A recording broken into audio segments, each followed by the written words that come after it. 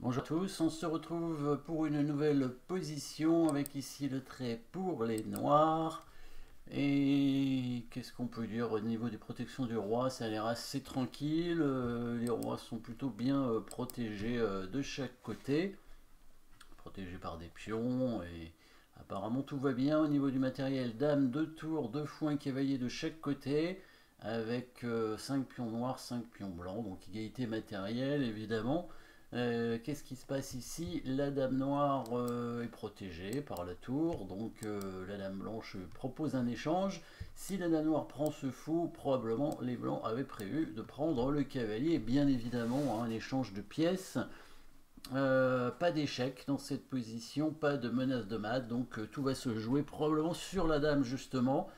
Et ici, il faudra vérifier par exemple si la dame, quand elle va prendre le cavalier, n'est pas enfermée. Hein. On ne sait jamais. Hein. Bon, il y a des cases apparemment. Hein. Il y a des cases.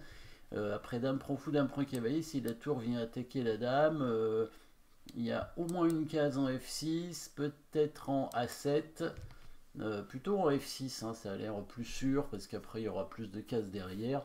Donc, a priori, la dame blanche n'est pas enfermée, hein, on n'arrive pas à contrôler toutes les cases. Hein, la case en F6, on aura du mal à la contrôler. Alors, a priori, ça va être sur la dame que ça va se jouer. Après, on peut regarder quand même le coup forcé dame prend dame, évidemment. Hein. Dame prend dame, force les blancs à reprendre évidemment la dame avec une tour. On pourrait prendre avec n'importe laquelle, puisque de toute façon, le cavalier sera toujours attaqué, à voir que le fou est attaqué ici. Hein. Donc même si la tour bouge, c'est pas si grave parce que le cavalier se fait prendre. On pourrait commencer par ce coup fou prend fou, évidemment, hein, avant de prendre la dame, mais ça reviendrait au même. De toute façon, la tour attaquerait le cavalier. De toute façon, le fou, lui, en E2 ne serait plus attaqué. Hein, donc ça ne va pas changer grand chose. Qu'est-ce qu'on peut faire ici? Est-ce qu'il peut y avoir un problème de protection du roi quand même sur la première rangée? On ne sait jamais, hein, étant donné qu'il n'y a aucun pion qui n'a avancé ici. Peut-être qu'au niveau de la vision tactique, on peut voir que le roi blanc peut éventuellement avoir un problème si jamais les pièces lourdes, évidemment, disparaissent de la première rangée, hein, les pièces lourdes chez les blancs. Alors, déjà, il y a deux possibilités pour que les pièces lourdes disparaissent. C'est-à-dire, quand la dame prend le fou, bah, la dame blanche est obligée de prendre le cavalier. Et quand le fou prend le fou, bah, a priori, hein, les blancs n'ont pas tellement d'autre choix que de récupérer le fou avec la tour. Donc déjà, il y a deux pièces qui disparaissent de la première rangée, donc on pourrait commencer à regarder quelque chose. Donc là, ça fait évidemment deux coups, hein. Mais ce sont des coups forcés, hein, ce sont des coups forcés. Donc là, ces coups forcés, dans quel ordre vont-ils être joués? Ça, c'est important parce qu'en fait, si la dame prend le fou, en fait, les blancs qui sont malins, bien évidemment, vont prendre eux-mêmes le fou avec leur fou. Donc, on va commencer d'abord par prendre le fou de case noire avec le fou en F8. Hein. Les blancs vont être un peu obligés de récupérer le fou.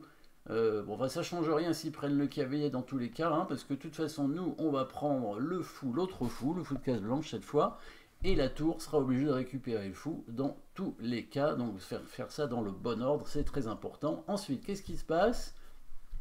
Comment arriver sur la première rangée avec les pièces? Alors, la dame qui prend la tour, ça ne sera pas suffisant parce que même si on fait un échec derrière, le roi a encore une case en E2.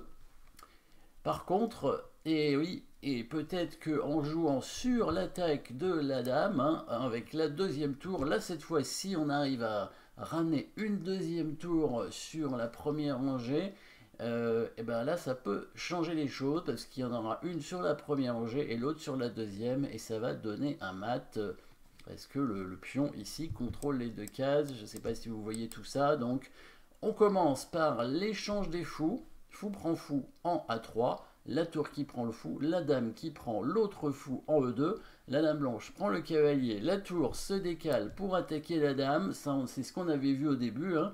On essayait d'enfermer la dame mais on n'y arrivait pas, parce que la dame avait une case, donc la case en F6, en fait, maintenant que le fou a disparu, elle aurait aussi la case en D6, mais ça n'a pas d'importance, ça ne change rien.